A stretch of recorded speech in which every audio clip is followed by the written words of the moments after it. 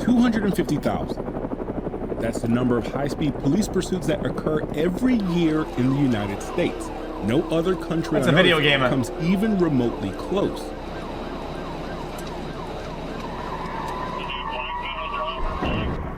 According to the California Highway Patrol, only 57.6% of the fleeing suspects were apprehended, leaving 42.4% of suspects to successfully evade arrest, and that number is only growing.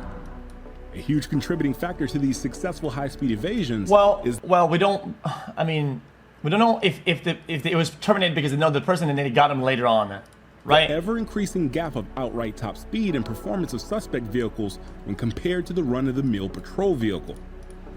There's a common theme amongst these seemingly uncatchable cars, though, a sort of recipe that makes them an absolute pain for law enforcement to catch.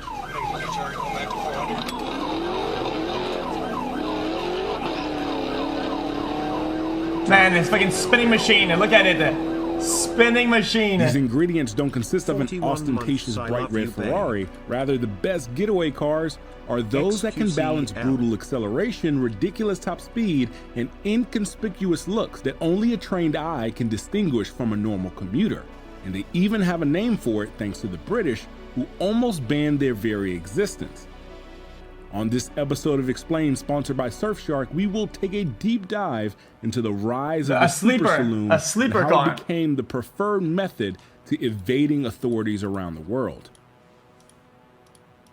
Historically, where you find organized crime, you will also find fast automobiles used to evade authorities. The 18th Amendment of the United States Constitution, which began the Prohibition era of the 20s and early 30s, made the manufacturing, sale, and transportation of intoxicating liquors illegal, which gave rise to bootleggers who transported moonshine from rural parts of Appalachia and imported liquors from Canada with hot-rodded vehicles to evade law enforcement.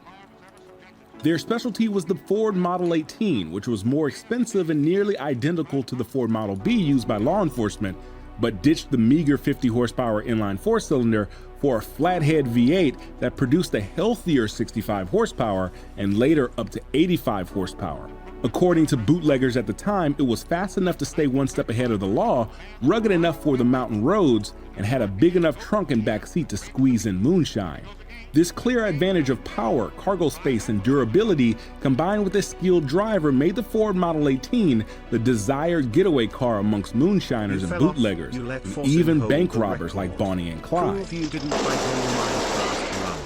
This recipe of a bare-bones four-door sedan with a higher output power plant, a heavy-duty suspension, and braking components would be emulated by Ford and Chevrolet into police packages and sold directly to departments across the country.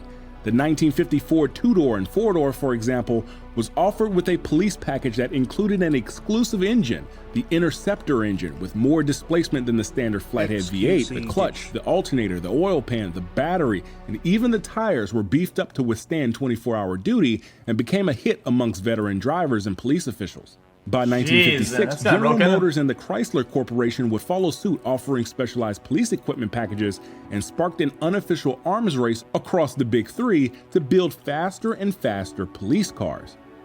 Dodge would end the arms race with their own super saloon disguised as a police car in 1968, the Dodge Polara Pursuit. These were ordered by the California Highway Patrol with the E86 engine code, which meant the 440 cubic inch wedge V8, a 4-barrel carburetor, a special camshaft grind, dual exhaust, and 375 horsepower and 480 pound-feet of torque. The 3.23 rear axle ratio hindered some acceleration performance, but gave the Polara Pursuit a 149.6 mile/hour top speed, which was recorded at Chrysler's test facility in Chelsea, Michigan. The 440 wedge wasn't the most powerful offering from Chrysler. That would have been the NASCAR-winning 426 Hemi, but the 440 Magnum wedge combined with the lower axle ratio meant even the most powerful muscle cars at the time couldn't outrun the Polara speed capabilities. Well, that's busted as fuck up. This philosophy of brutally fast and high-tech for the time police cruisers wasn't adopted universally around the world, especially in the United Kingdom. British police cars were smaller, more nimble, and less elaborately equipped than their American counterparts, and preferred manual gearboxes versus the slushy automatics. Occasionally, though, a special car is needed for a special job. Bedfordshire decided the only weapon to win the joyriding war was the 150-mile-an-hour Cosworth Sierra. The narrow British roads, combined with the parking space limitations and higher tax on fuel, made the American recipe of a big V8 four-door patrol car unideal for police work. It's a Ford? That would all change with the rise of super saloons in Europe. BMW had their E34 chassis code M5. Classic. A hand-assembled saloon born in BMW's motorsports facility outside of Munich and powered by a dual overhead cam. After driving this car in Assetto Corsa, I have a raging hatred for this car. I hate that piece of shit. With individual throttle bodies and north of 300 horsepower. Mercedes had their wolf in sheep's clothing with the 500E, which was also hand-built and co-engineered with Porsche and was propelled by a 5-liter dual overhead cam V8 designated as the M119.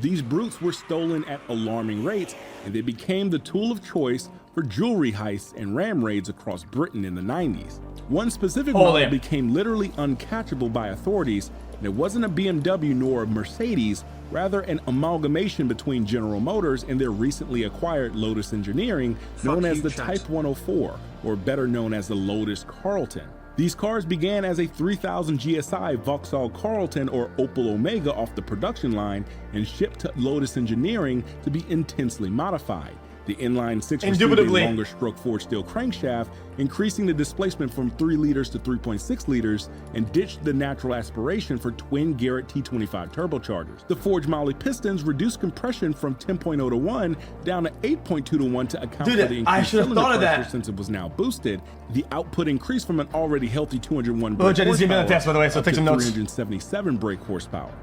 It had wider fenders and bodywork, enormous ventilated disc brakes, a limited slip differential, and only offered with a 6-speed manual from the Lotus engineered ZR1 Corvette.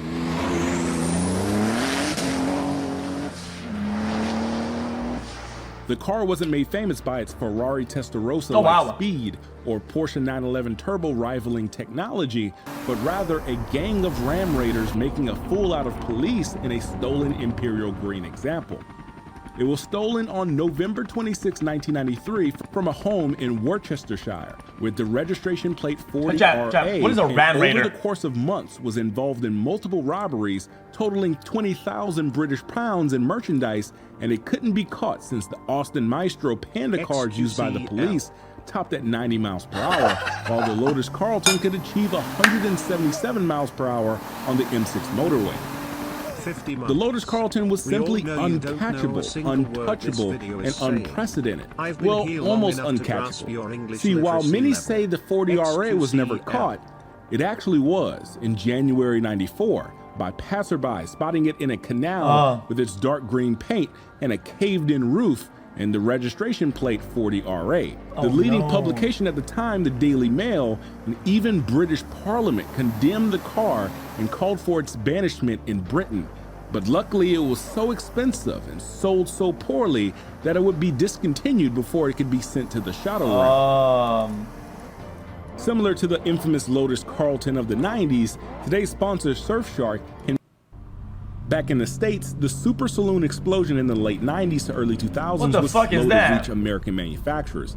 Body-on-frame, solid rear axle, high-performance sedans like the Impala SS with its Corvette LT1 small block were essentially a 9C1 Chevy Caprice police car in civilian attire.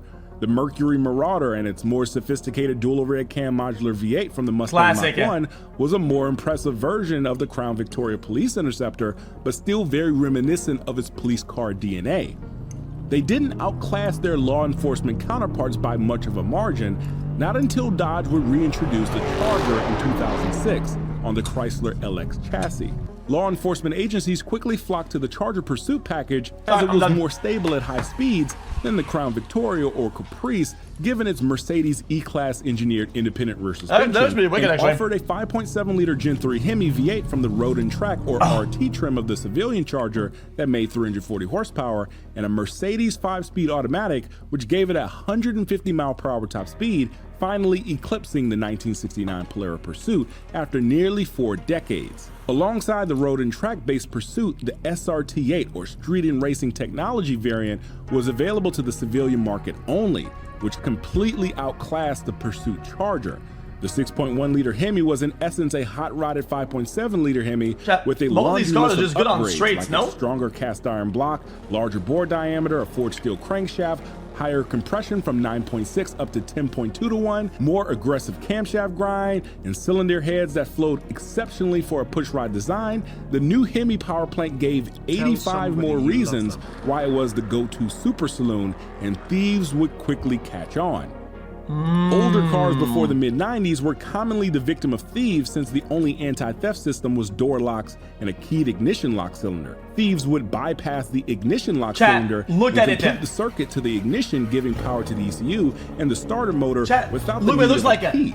Newer cars like the SRT-8 Charger have a transponder in the key that is coded specifically to the car's anti-theft computer. Even if the car is hotwired, the anti-theft computer locks the ECU from firing the injectors and spark plugs, rendering the car unstartable and useless. This eliminated random low-level thefts, but then became a target for specialized criminals who knew how to exploit the security system. Thieves would carry blank uncoded keys and key programming computers. From there, they would program a new key after entering the special security code, and within a minute or so, they were off. Why that's so loud? According to the National Insurance Crime Bureau, the most popular model year of Charger thefts were the 2006, the first model year that came out, and police pursuits began to rise as criminals are more likely to evade police than giving up, especially while already in a stolen vehicle.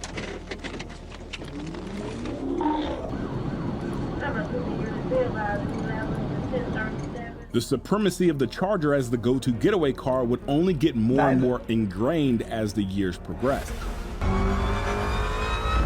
That was pretty cool. A little spin out, just to turn faster. The SRT engines got consistently more powerful, going from a 6.1-liter Hemi to a 6.4-liter Hemi. Even higher trim models like the Hellcat introduced a 6.2-liter Hemi with a 2.4-liter twin-screw supercharger, making 707 horsepower. Dude, the Hellcat, why do people like this car so much, man? 2.7-liter supercharger and 797 horsepower. All the while, the Pursuit Charger kept the standard 5.7-liter Hemi, and while it did get a power bump from 340 to 370 horsepower, it was completely outclassed by the SRT variants used by getaway drivers. I mean, they perform. Chat, there's a model that they race right now. It's like a, fuck, I don't know the name. I think it's like a modified Hellcat, and it's fucking dank. Or a Camaro, I think, I don't remember. Another overlooked quality of the Charger was that the V6 GT trim, a 5.7-liter Daytona, a 6.4-liter Scat Pack, a 6.2-liter supercharged Hellcat, and even the 800 horsepower Red Eye looked identical, helping them blend in with similar traffic and much harder to apprehend 800 horsepower Red Eye, holy! Ever lost the line of sight. No. These advantages would be exploited to monumental proportions in an infamous black Dodge Charger in May of 2022. Trooper Jacob Bird began pursuit of a black Dodge Charger that was speeding in a residential neighborhood in Little Rock, Arkansas, and as soon as the chase began, it was over. The Charger was gone. 45 minutes later, it was spotted by Trooper Alan Johnson a couple miles east on the Wilbur D. Mills Freeway. The famous helicopter chase with the white Charger. 3 months later in August, Trooper Spencer Morris spotted the Charger racing down the highway on the Tennessee-Arkansas border, but the Charger blacked out its taillights, and the skilled driver got away once more. Isn't the 800 horsepower is staged in dyno? Hello, xQc. I know what that means, 79. but I know the horsepowers don't really mean much. September 4th, Trooper Quincy Harris tried chasing the infamous Charger in south of Little Rock, Arkansas, but was dusted as soon as it started. Suspecting the Charger, even though it's cladded in RT trim, it most likely had a modified Hemi engine or could even be an SRT Hellcat with RT body cladding to fool the police. Well, some of the Porsches are like very, very little horsepower and they go crazy. Jesus. Is old X back with hair tucked under headset? 2 weeks later, on the same highway as the second pursuit in May, the black Charger would toy with the police, purposefully pulling over for a traffic stop, and as soon as Trooper Monte Hernandez touched the back of the car, he was gone. Yo, cuts been like 54 Holy. months. When are you gonna hawk chew and spit on my thang pep pains? Yeah, that was a pretty good launch. What the fuck? I mean, GG, don't bother at this point. Can The I fuck? get a welcome to the jungle, lil bro? Brother.